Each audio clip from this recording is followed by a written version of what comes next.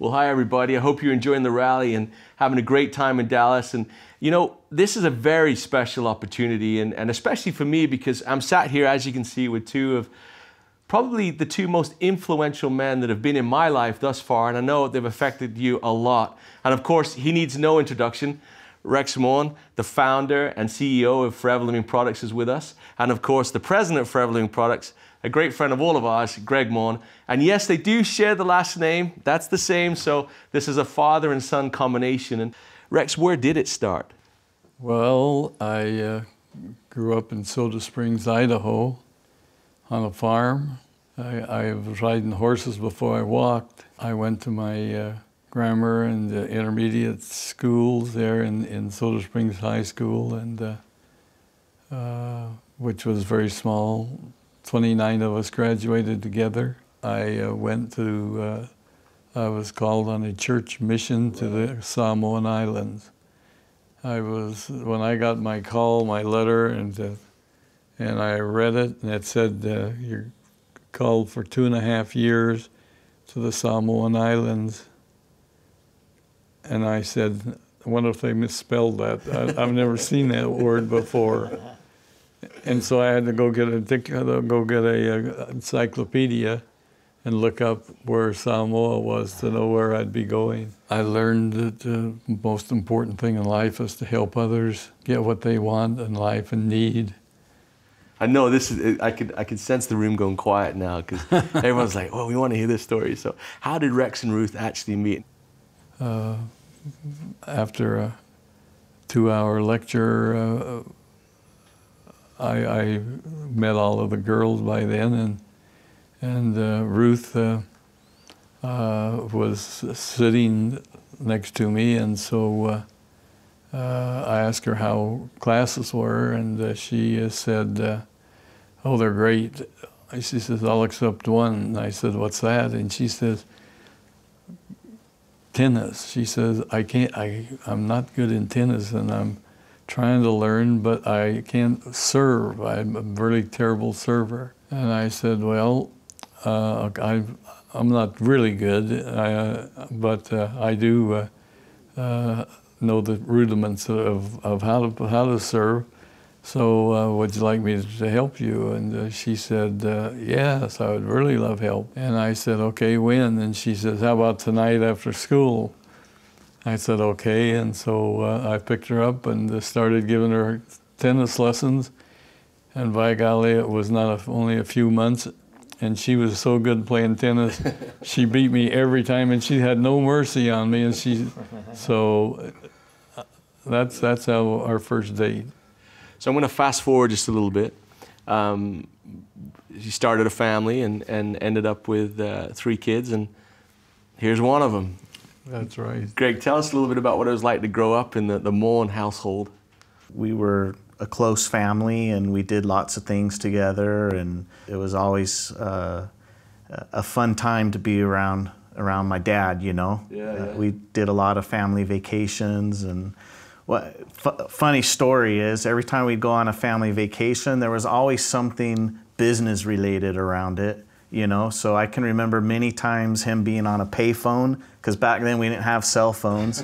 So we'd stop at the nearest payphone, and he would be on it for an hour or more, and we'd be sitting in the car, come on, Dad, it's time to go, right? But he had business to take care of, you know, so we definitely learned responsibility was important, that, you know, you had things that you had to take care of, and, you know, sometimes the fun had to wait a little bit. I liked multi-level because there was an opportunity to help as many people as you could have time to talk to, and if you could train them and teach them and help them get the business started, they could usually always make more money than they were making whatever they were doing at the present time. And so I started looking at the marketing plans of these other companies and said, gee, you know, these are great, and the people that's there are doing good, but I think if they did tweak some of these things and did them differently, that we'd be able to get more people involved and be able to help more people make a better living. And so I started working on the marketing plan. I would have to say that, you know, Rex has always been a man of not just words, but action. And so when he says, you know, this product's great, he knows that because he's taken it himself, he's used it himself, and he's experienced it himself. And that was always, we always had Forever products everywhere. It was always, you know, we are products of the products. Right. And I think that was really important, especially in the beginning, because that feeling came off genuinely. Well, I just throw in here that the big thing that happened was a very heavy frost hit all of the United States and even Mexico, and and all of the aloe vera froze, and I left Christmas Day to go to South Texas, where at that time we was getting most of our aloe from there. And I went down, and the aloe vera leaves, you could pull them off the plant, and they were frozen, and you could use them for a baseball bat. They were so frozen in that. And so, of course, it was everything clear to Central America. And there you are, stood in this field in South Texas, and realization that there is no supply. How did that make you feel? Scary, because, you know, we didn't know where we were going to get aloe from. Without aloe, we couldn't make the products.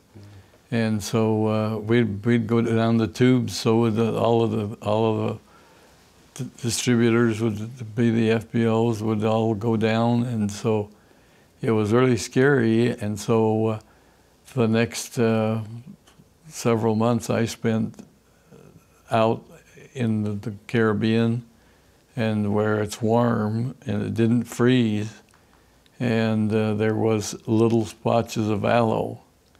And so we would negotiate with the people that had them, and for a while, just all we'd do is we'd buy, and most of the places that had aloe would only have maybe 1 acre, or if somebody had 5 acres of aloe, it was a miracle. And we purchased them for them, and then shipped them to Dallas to be used for our product. Ever since then, I've made sure that we have plenty of aloe fields with lots of aloe in them, so that we never have another scare like that. I think he underscores the importance of, you know, most people, I would say, would have gone there and looked at that and would have given up. They would have said, well, that's it. Well, I can't fight Mother Nature, you know, she ruined me, and that it is what it is, that's it. But, you know, to have the courage, to have the belief in what he was doing, and to be able to go out and find the solution. And, you know, it didn't come right away. It took many months, as you heard him say, of traveling, of looking, of searching, of talking.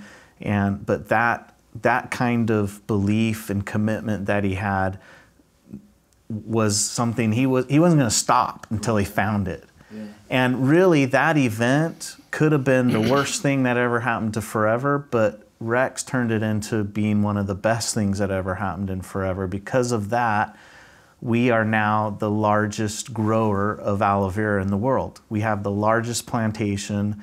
We have it in an area in the world where it never freezes, so we don't have to worry about having that problem again. And we have an endless supply now, and to be able to supply to the world of people who are consuming our products. So I grew up with this. It's part of my life, you know. And from a very young age, you know, I was fortunate that Rex wasn't the type that said, you know, I go to work and then I come home and I separate those. No, it was always, Rex included us in everything. And in fact, you know, big meetings, big rallies, big conferences, he included us, kids, in that also. And I can remember from a very young age going and working at the rallies and working at the tables selling literature and product. And I could have gone out and looked for something else, but thankfully Rex said, you know, why don't you come and work down in the warehouse? And so I started out down in the warehouse, moving boxes and driving the forklift and starting to see the beginnings of Forever and how it worked from the inside. We didn't even have time to strategic plan where we were going to next because it was growing so fast. And what I mean by that is when we were doing these 2-week rally trips, we would have people come from other countries to join us in that rally, and they would immediately come up to us as soon as they could to tell us, oh, we're from Romania, or we're from Russia, or we're from Africa, or wherever it is, and we've got 100 people taking your product right now, and we need an office right away because this is going to be crazy in our country. And that's how it grew. It was grassroots level. It was literally people taking the products, getting amazing experiences, and sharing them with the family and friends at home. And it just spread like that. And so we were going as fast as we could to set up an office in Angola and then over in Korea. And I mean, we were back and forth all over the world just to try to take care of the needs of the people. Gregg, how would you sum up the last 40 years of Forever? I would say we're just getting started. Good start. It's a good start. It's a good start. You know, like Rex said, we've learned a lot through good experiences and bad experiences, just like life, you know. There's so much we can achieve. As an FBO, it's so exciting because you have experience of a 40-year-old company backed behind you, yet the potential to grow is incredible. We'll continue to have the quality product, the best product possible, and you have our commitment to that.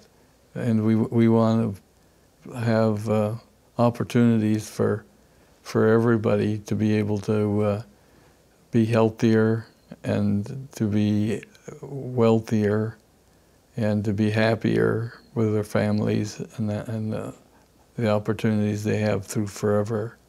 I feel a sense of responsibility as I close this because I need to probably speak on behalf of the millions of people who will be watching this and to thank you both for your vision, for your tenacity, for your courage, for your love, for what you've built. On behalf of me and all of the people that are watching this live today in Dallas and those that will watch it further on is thank you.